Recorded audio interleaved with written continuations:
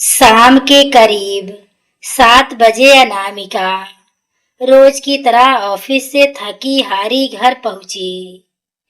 हाथ में laptop bag था और चेहरे पर पूरे दिन की मेहनत साफ दिखाई दे रही थी।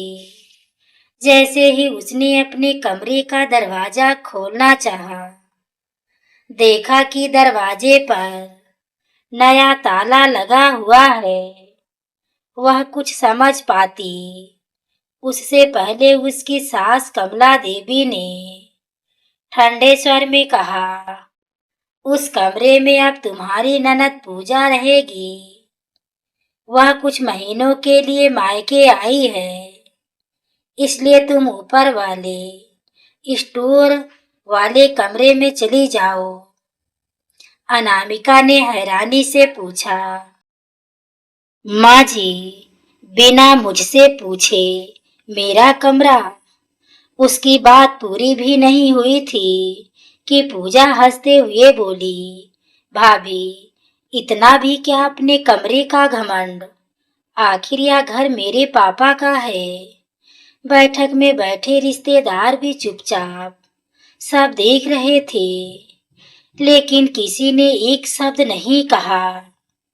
अनामिका का दिल टूट गया। जिस कमरे को उसने अपनी पहली तनख्वाह से सजाया था, जहां हर छोटी बड़ी याद बसी थी, वह पल भर में उससे छीन लिया गया। पति आदित्य भी वहीं खड़ा था। अनामिका को उम्मीद थी कि वह उसका साथ देगा, लेकिन उसने सिर्फ इतना कहा, कुछ दिन ही की तो बात है, एडजस्ट कर लो। यह सुनकर अनामिका के पैरों तले जमीन खिसक गई। उसे कमरे से ज्यादा इस बात का दुख था कि उसके अपने पति ने भी उसकी भावनाओं की कोई कीमत नहीं समझी। चुपचाप अपना सामान उठाकर वह ऊपर बने पुराने स्टोर रूम में चली गई। कमरे में धूल थी, टूटी अलमारी थी और एक छोटी सी खिड़की जिससे मुश्किल से हवा आती थी। उसने अपने आंसू पोंछे और बिना किसी शिकायत के सामान जमाने लगी। तभी सफाई करते समय उसकी नजर दीवार के पीछे छिपे एक पुराने लोहे के बक्से पर पड़ी। बक्सा बंद था, लेकिन उसके ऊपर बड़े अक्षरों में लिखा था, इसे केवल घर की बड़ी बहू ही खोले। अनामिका कुछ पल के लिए सन्न रह गई। उसे बिल्कुल अंदाजा नहीं था कि इस पुराने बक्से में ऐसा क्या छिपा है जो वर्षों से किसी ने नहीं खोला। उसे यह भी नहीं मालूम था कि उसी रात इस बक्से का सच पूरे परिवार की जिंदगी बदलने वाला है। अनामिका ने कुछ क्षण तक उस पुराने के बक्से को ध्यान से देखा। उस पर जमी धूल बता रही थी कि वर्षों से किसी ने उसे हाथ तक नहीं लगाया था। उसने धीरे धीरे ताला खोला। बक्से के भीतर पुराने कपड़ों की तह के नीचे कुछ फाइलें, एक डायरी और पीले पड़ चुके कई लिफाफे रखे थे। सबसे ऊपर एक चिट्ठी थी जिस पर साफ लिखा था, घर की बड़ी बहू के नाम। कांपते हाथों से अनामिका ने चिट्ठी खोली। उसमें लिखा था, अगर यह पत्र तुम्हारे हाथों तक पहुंचा है तो समझ लेना कि इस घर की बड़ी बहू आज भी वही सब सह रही है जो मैंने वर्षों पहले सहा था। इस घर की सबसे बड़ी ताकत बहू नहीं, बल्कि उसका धैर्य होता है। जब परिवार उसे कमजोर समझने लगे, तब उसे टूटना नहीं, बल्कि सच को पहचानना चाहिए। अनामिका की आंखें भर आई। उसे लगा जैसे कोई अनजान स्त्री वर्षों पहले उसका दर्द समझकर यह पत्र लिख कर गई हो। उसने डायरी खोल ली। उसमें घर के पुराने दिनों का हर छोटा बड़ा विवरण दर्ज था। कैसे परिवार की खुशियों के लिए किसी ने अपने सपने छोड़ दिए, कैसे रिश्तों को बचाने के लिए अपमान सहा, और कैसे हर बार बड़ी बहू से सिर्फ त्याग की उम्मीद की गई। उसी समय नीचे से पूजा की तेज आवाज आई, भाभी, अगर आपका सामान अभी तक ऊपर नहीं रखा है तो जल्दी कर लीजिए। मुझे आपके कमरे की अलमारी भी इस्तेमाल करनी है। अनामिका ने बिना कोई जवाब दिए चुपचाप डायरी बंद कर दी। वह जानती थी कि बहस करने से उसकी स्थिति और कठिन हो जाएगी। रात को भोजन की मेज पर भी माहौल ऐसा ही था। पूजा अपने नए कमरे की तारीफ कर रही थी, कमला देवी मुस्कुरा रही थी और आदित्य मोबाइल में व्यस्त था। अनामिका सबके लिए खाना परोसती रही, लेकिन किसी ने यह तक नहीं पूछा कि ऊपर वाले कमरे में उसे कोई परेशानी तो नहीं हुई।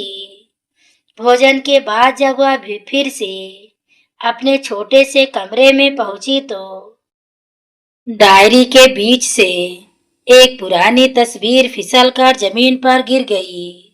तस्वीर में परिवार के सभी सदस्य थे, लेकिन पीछे खड़ी एक महिला के चेहरे पर किसी ने स्याही फेर दी थी। अनामिका ने तस्वीर को ध्यान से देखा। उसे पहली बार महसूस हुआ कि इस घर का इतिहास वैसा नहीं है जैसा उसे अब तक बताया गया था। उस तस्वीर के पीछे कुछ शब्द लिखे थे, जिन्हें पढ़ते ही उनके चेहरे का रंग बदल गया। तस्वीर के पीछे लिखे शब्द थे, जिस दिन इस घर की बड़ी बहू से उसका सम्मान छीन लिया जाएगा, उसी दिन इस घर की खुशियों भी उससे दूर हो जाएगी।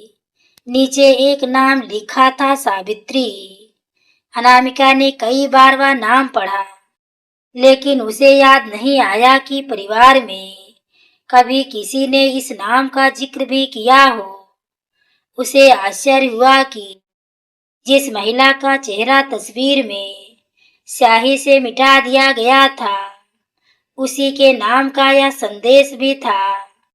अगली सुबह वह रोज की तरह सबसे पहले उठी, पूरे घर की सफाई की, चाय बनाई, नाश्ता तैयार किया और फिर जल्दी जल्दी ऑफिस जाने की तैयारी करने लगी। तभी कमला देवी ने आवाज लगाई, अनामिका, पूजा को आज बाजार जाना है। तुम ऑफिस से छुट्टी ले लो और उसके साथ चली जाओ। अनामिका ने विनम्रता से कहा, माँ जी, आज ऑफिस में बहुत जरूरी मीटिंग है। छुट्टी लेना मेरे लिए संभव नहीं है। अगर शाम को लौटकर कोई काम हो तो मैं कर दूंगी। इतना सुनते ही पूजा ने ताना मारते हुए कहा, देखा मम्मी, नौकरी मिलते ही भाभी को घर से ज्यादा ऑफिस की चिंता रहने लगी है। इन्हें परिवार की कोई परवाह ही नहीं। कमला देवी ने भी बिना कुछ सोचे कह दिया, घर की बहू पहले घर संभालती है, नौकरी बाद में। अगर इतना ही काम प्यारा है तो फिर घर की जिम्मेदारी निभाने का दावा मत किया करो। अनामिका ने कोई बहस नहीं की। उसने चुपचाप अपना बैग उठाया और ऑफिस चली गई। पूरे दिन उसके मन में वही तस्वीर और सावित्री का नाम घूमता रहा। शाम को लौटते समय उसने रास्ते में एक पुरानी फोटो स्टूडियो की दुकान देखी। उसके मन में अचानक विचार आया कि शायद वहां तस्वीर के बारे में कुछ जानकारी मिल सके। स्टूडियो के बुजुर्ग मालिक ने तस्वीर को ध्यान से देखा। कुछ देर बाद उनकी आंखें फैल गई। उन्होंने धीमी आवाज में कहा, बेटी, यह तस्वीर मैं पहचानता हूँ। लगभग 25 साल पहले मैंने ही खींची थी। इसमें जिसका चेहरा मिटाया गया है वह इस घर की सबसे सम्मानित बहू थी। पूरे मोहल्ले में लोग उसकी ईमानदारी और त्याग की मिसाल देते थे। लेकिन एक दिन अचानक उसका नाम लेना भी इस परिवार ने बंद कर दिया। अनामिका ने घबरा कर पूछा, लेकिन ऐसा क्यों हुआ? बुजुर्ग ने गहरी सांस ली और बोले, सच इतना आसान नहीं है बेटी। कई बार परिवार अपनी सबसे बड़ी ताकत को छिपाने के लिए किसी एक इंसान को ही दोषी बना देता है। मैंने अपनी आंखों से बहुत कुछ देखा है, लेकिन उस दिन के बाद इस परिवार ने कभी पीछे मुड़कर नहीं देखा। अनामिका चुपचाप तस्वीर अपने बैग में रखकर घर लौट आई। अब उसके मन में सवाल पहले से कहीं ज्यादा थे। उसे महसूस होने लगा था कि इस घर की दीवारों के पीछे वर्षों से एक ऐसा सच दबा हुआ है जिसने कई जिंदगियां बदल दी थी। उस रात अनामिका देर तक सो नहीं सकी। फोटो स्टूडियो के बुजुर्ग की बातें उसके मन में बार बार गूंज रही थी। वह समझ चुकी थी कि इस घर में सिर्फ उसका कमरा ही नहीं छीना गया था, बल्कि वर्षों पहले किसी और बहू का सम्मान भी छीन लिया गया था। उसने तय किया कि बिना किसी पर आरोप लगाए पहले पूरे सच को समझेगी।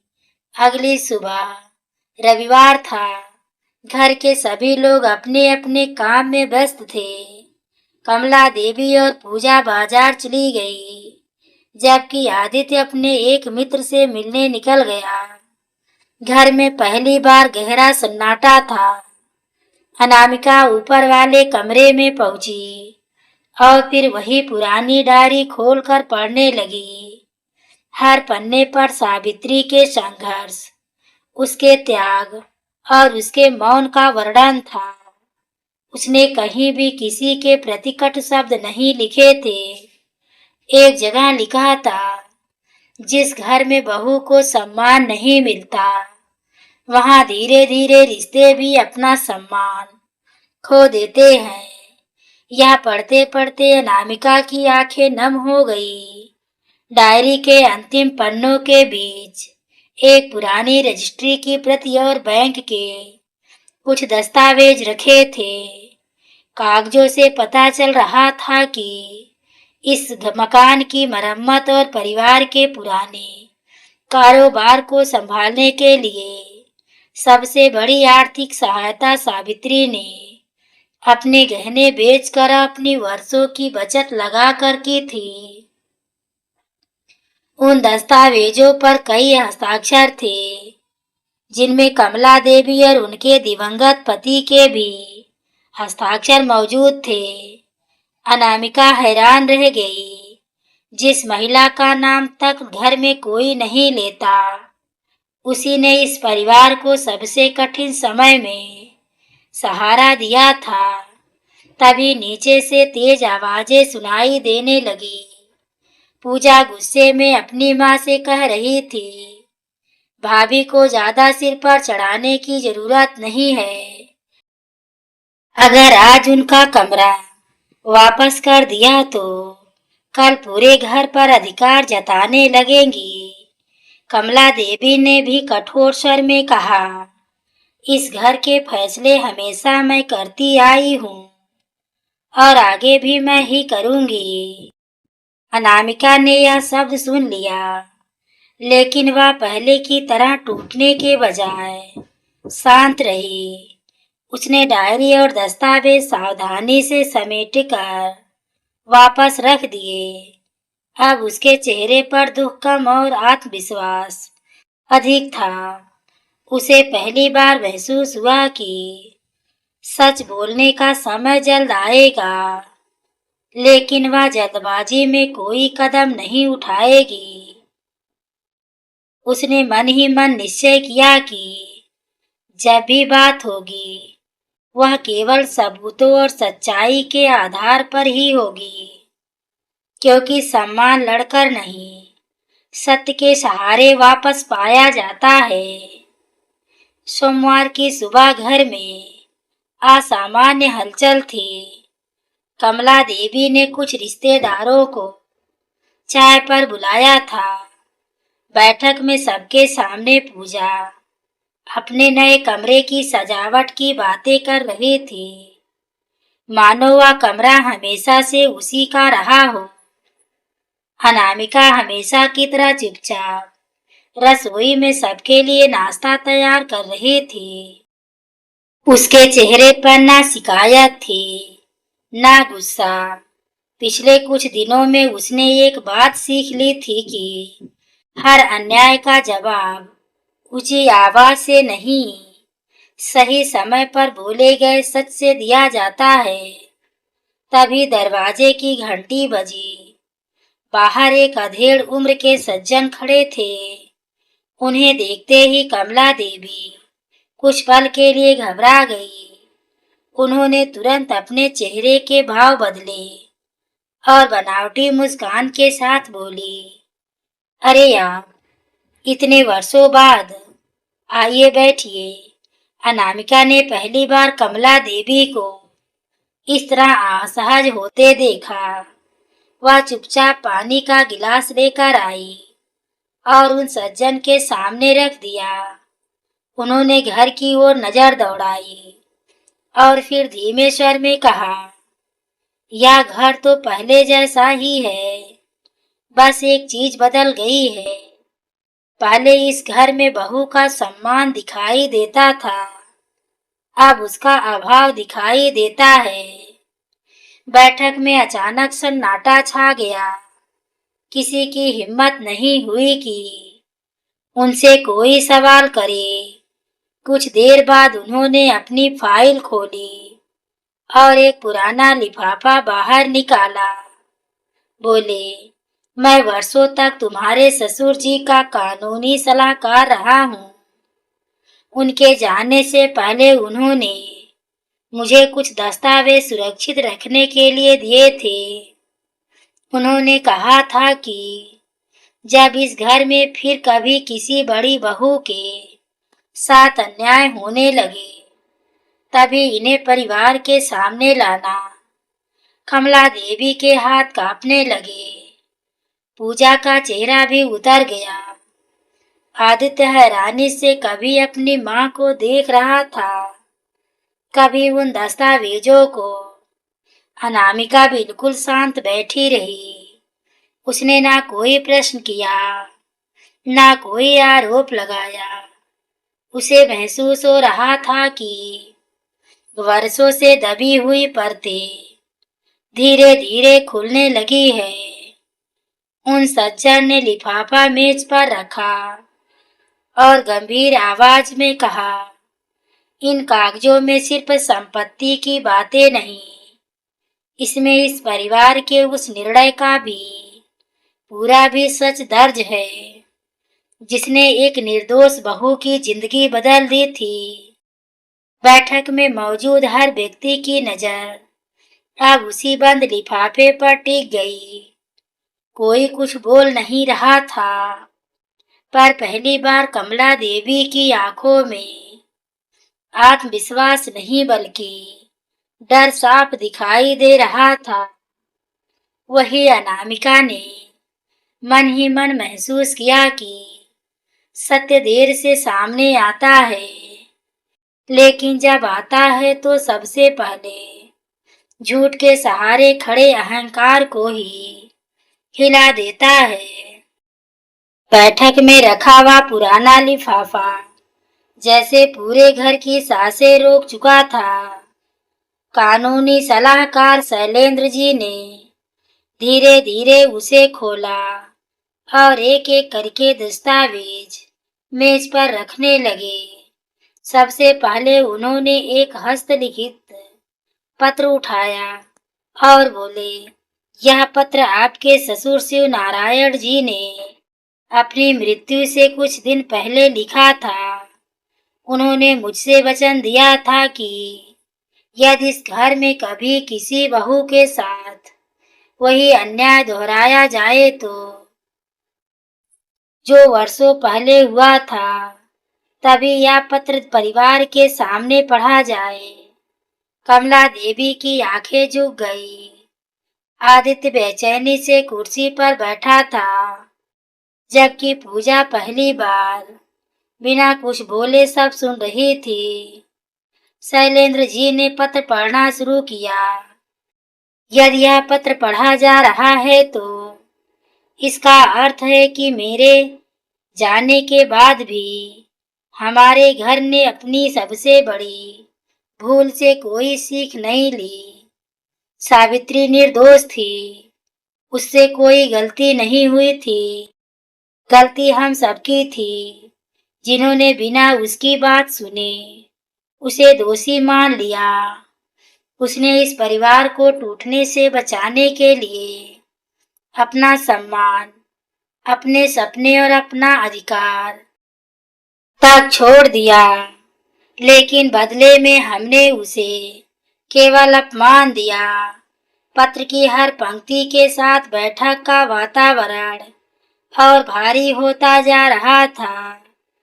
आदित्य ने अविश्वास से अपनी माँ की ओर देखा और पूछा, माँ, क्या पिताजी सच लिखकर गए थे? क्या आपने कभी हमें यह सब नहीं बताया? कमला देवी की आंखों से आंसू बहने लगे। कांपती आवाज में उन्होंने कहा, हाँ, यह सच है। उस समय मैं अपने अहंकार में इतनी अंधी हो गई थी कि मुझे केवल अपनी बात सही लगती थी। सावित्री लाख समझाती रही, लेकिन मैंने उसकी एक नहीं सुनी। बाद में जब सच्चाई पता चली तब बहुत देर हो चुकी थी। तुम्हारे पिताजी जीवन भर उसी गलती का बोझ उठाते रहे। पूजा के हाथ से चाय का कप छूटकर जमीन पर गिर पड़ा। वह धीरे से बोली, माँ, क्या हम भी भाभी के साथ वही कर रहे थे जो आपने कभी सावित्री भाभी के साथ किया था? कमला देवी ने सिर झुका लिया। उनके पास इस प्रश्न का कोई उत्तर नहीं था।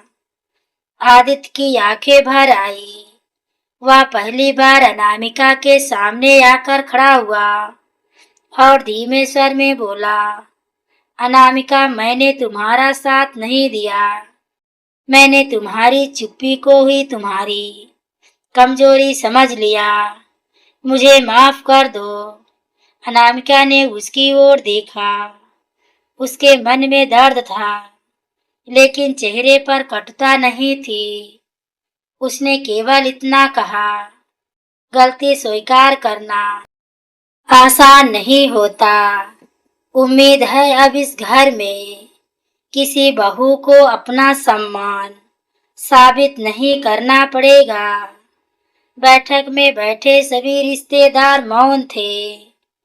जो लोग कुछ दिन पहले अनामिका के अपमान पर चुप थे, आज वही लोग सिर झुकाए बैठे थे।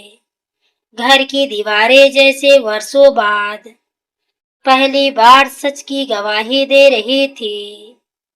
अब किसी के पास झूठ का सहारा नहीं बचा था। आदित्य के शब्द सुनकर पूरे घर में सन्नाटा छा गया।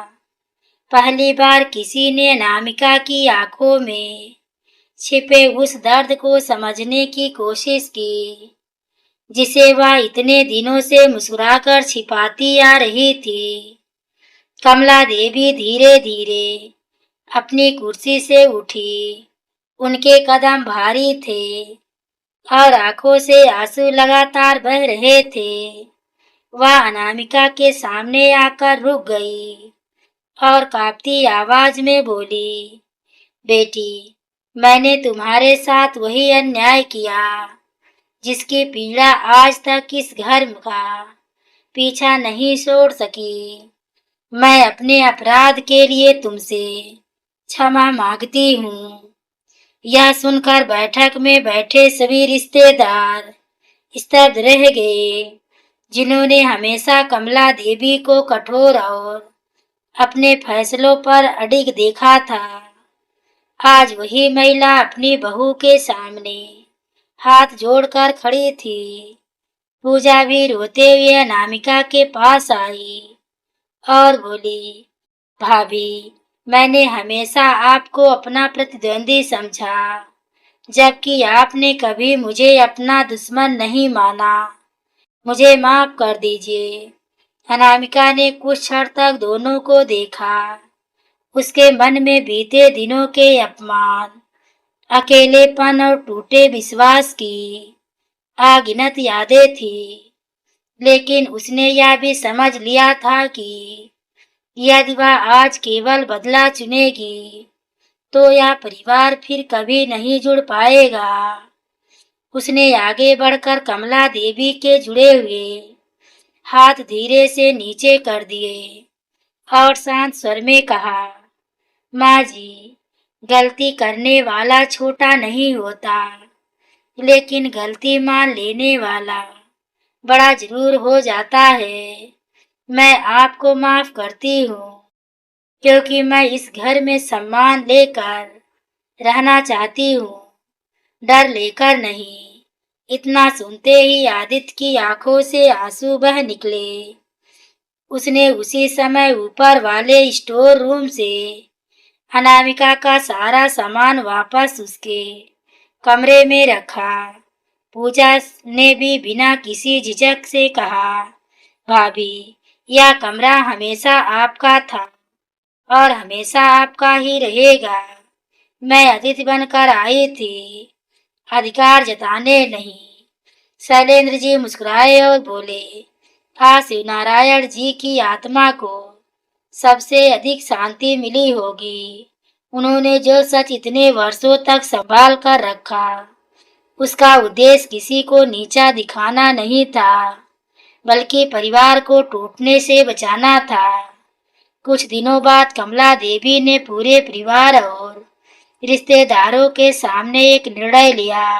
उन्होंने घर में बैठक में सावित्री की पुरानी तस्वीर फिर से सम्मान के साथ लगवाई। तस्वीर पर स्याही का कोई निशान नहीं था। उस पर लिखा था, इस घर की बहू का सम्मान ही इस घर की सबसे बड़ी संपत्ति है। अनामिका ने उस तस्वीर के सामने दीपक जलाया। उसे लगा जैसे वर्षों से दबा हुआ दर्द आज सम्मान में बदल गया हो। घर का वातावरण भी बदल चुका था। जहां पहले आदेश, ताने और अहंकार की आवाजें गूंजती थी, वही अब अपनापन और सम्मान दिखाई देने लगा था। तो दोस्तों, इस कहानी से हमें यही सीख मिली कि घर की असली नींव ईंट और सीमेंट से नहीं, बल्कि सम्मान, विश्वास और न्याय से बनती है। जिस घर में बहू का सम्मान सुरक्षित रहता है, वहाँ रिश्ते भी जीवन भर सुरक्षित रहते हैं।